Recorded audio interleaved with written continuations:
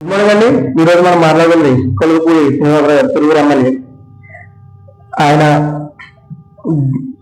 Amaravati JAC president గా chairman గా ఉండి ఆయన అమరావతి రాజధాని కావాలని విపరీతమైన ధర్నాలు చేశారు. కొన్ని సంవత్సరాలు ధర్నాలు చేసిన దానిలో ఆయన ఒకరు. కానీ అలాంటి వ్యక్తి తిరువురు ఎమ్మెల్యే కింద చంద్రబాబు నాయుడు టికెట్ ఇస్తే ఆయన పోటీ చేసి ఇది సాధించారు. ఆయన వచ్చిన దాని నుంచి అక్కడ టీడీపీ కార్యకర్తలు కానీ టీడీపీ నాయకులు కానీ పట్టించుకోవట్లేదు. నీకెంత నాకంత అన్న ధోరణిలో ఉన్నారు.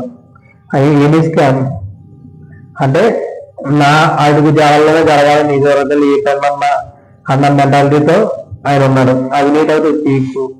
నెక్స్ట్ మహా తెలియనివారు. ఎందుకంటే ఎంతో మంది ఐఏఎస్లను తీర్చిదిద్దారు. ఆయన శిష్యుల కింద చాలా మంది ఉన్నారు. అలాంటి వ్యక్తి ఇవాళ ఈ ప్రభుత్వం వచ్చిన 10 నెలల్లో ఎన్నో కాంట్రవర్సీలు, ఒకటో రెండో కాదు ఎన్నో.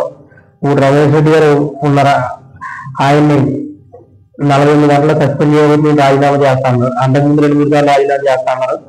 42 గంటలు అయిపోయింది కానీ ఆయన రాజీనామా చేయలేదు. దీని గురించి పల్లా శ్రీనివాసరావు గారు, చంద్రబాబు నాయుడు గారు, కేసీఆర్ నాని గారు నిన్న 10 నెలల నుంచి ఏం జరిగిందన్న విషయాన్ని సుదీర్ఘంగా చర్చించి అక్కడ చంద్రబాబు నాయుడు దగ్గర పెట్టారు. కానీ చంద్రబాబు నాయుడు గారు ఏం చేసినా సరే ఆయన సస్పెండ్ చేస్తారా అని లేకపోతే రాజీనామా చేస్తారా చేయంటారా అన్నది లేదు. ఎందుకంటే మ్యాక్సిమం రెండు. ఎందుకంటే ఇప్పుడు 90 లేకపోతే 164 సీట్లు వచ్చి కూటమికి. కానీ ఏ 90 అలా ఉంటే ఈయన రాజీనామా చేస్తా అన్న బాబు ఇప్పుడు వెళ్ళిపోతే కష్టం అవుతుంది మనకి అని అనుకోవచ్చు. 164 సీట్లు ఇక్కడ ఈయన రాజీనామా చేస్తామని చేయబోతే ఎవరికి అనుకున్న ఉద్యోగంతో వీళ్ళు ఉన్నారు.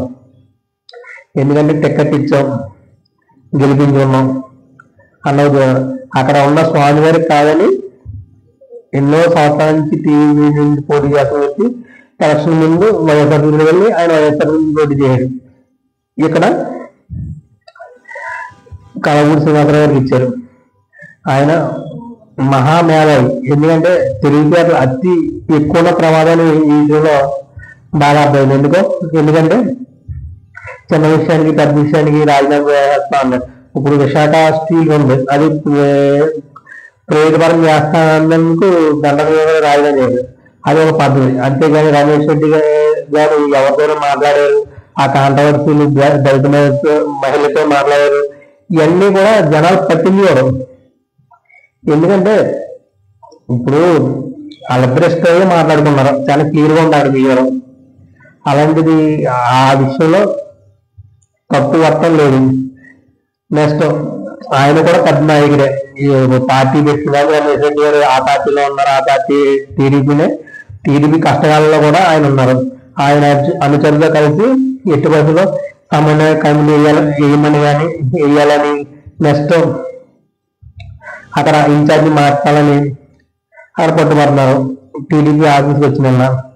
కానీ కలపూడి శ్రీనివాసరావు గారు 48 గంటలు ఆల్రెడీ అయిపోయింది. ఆల్రెడీ డే కూడా చేంజ్ అయిపోయింది. ఆయన ఇంకా రాజీనామా చేయలేదు. రాజీనామా చేస్తే అక్కడ బై ఎలక్షన్ ఉంటుంది. అక్కడ కూడా మళ్ళీ కూటమి వస్తుంది.